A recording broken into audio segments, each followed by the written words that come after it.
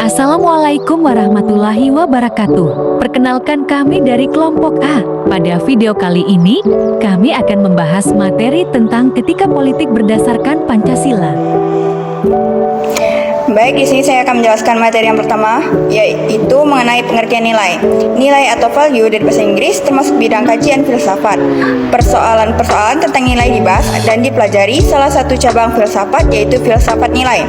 Filsafat sering juga diartikan sebagai ilmu tentang nilai-nilai.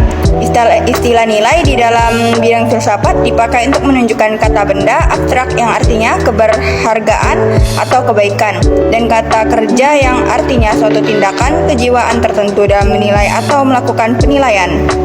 Yang selanjutnya yaitu ada hierarki nilai. Max Keller mengemukakan bahwa nilai-nilai yang ada tidak sama luhurnya dan tingginya. Nilai-nilai itu secara nyatanya ada yang lebih tinggi dan ada yang lebih rendah dibandingkan dengan nilai lainnya. Dari presentasi teman saya tadi, saya akan menjelaskan mengenai nilai-nilai dapat dikelompokkan dalam 4 tingkatan sebagai berikut. Yang pertama yaitu nilai kenikmatan. Dalam tingkatan ini terdapat deretan nilai-nilai yang mengenakan dan tidak mengenakan, yang menyebabkan orang senang atau menderita tidak enak. Yang kedua yaitu nilai-nilai kehidupan. Dalam tingkat ini terdapatlah nilai-nilai yang penting bagi kehidupan, misalnya kesehatan, kesegaran jasmani, kesejahteraan umum. Dan yang ketiga yaitu nilai-nilai kejiwaan. Dalam tingkat ini terdapat nilai-nilai kejiwaan yang sama sekali tidak tergantung dari keadaan jasmani maupun lingkungan. Nilai-nilai semacam ini ialah keindahan, kebenaran, dan pengetahuan murni yang dicapai dalam filsafat. Sedangkan yang terakhir yaitu nilai-nilai kerohanian.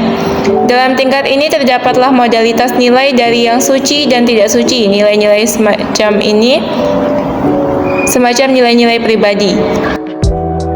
Baik, materi selanjutnya yaitu dari Walter G. Everest yang menggolongkan nilai-nilai manusiawi ke dalam 8 kelompok. Yang pertama, nilai-nilai ekonomis, kedua, nilai-nilai kejasmanian, ketiga, nilai-nilai hiburan, keempat, nilai-nilai sosial, kelima, nilai-nilai watak, keenam, nilai-nilai estetis, ketujuh, nilai-nilai intelektual, yang kedelapan, nilai-nilai keagamaan.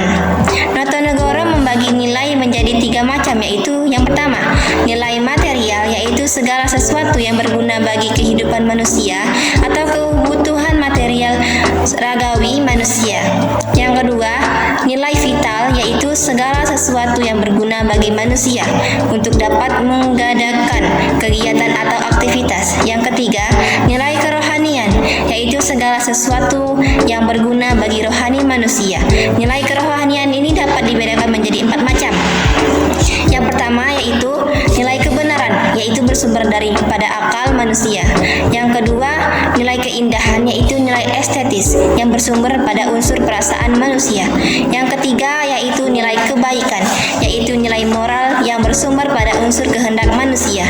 Yang terakhir yaitu nilai religius, yaitu nilai kerohanian yang tertinggi dan mutlak yang bersumber pada kepercayaan atau keyakinan manusia. Baiklah, saya akan menjelaskan mengenai nilai dasar, nilai instrumental, dan nilai praksis. Dalam kaitannya dengan penjabarannya, maka nilai dikelompokkan menjadi 3 macam. 1. Nilai dasar, 2. Nilai instrumental, 3. Nilai praksis. 1. Nilai dasar. Nilai dasar walaupun nilai memiliki sifat abstrak, artinya tidak dapat diamati melalui indera manusia. 2. Nilai instrumental. Nilai instrumental merupakan suatu pedoman yang dapat diukur atau diarahkan. 3. Nilai praksis. Nilai praksis merupakan perwujudan dan nilai instrumental tersebut. Selanjutnya saya akan menjelaskan tentang hubungan nilai, norma, dan moral. Nilai merupakan sesuatu yang bermanfaat bagi kehidupan manusia, baik lahir maupun batin.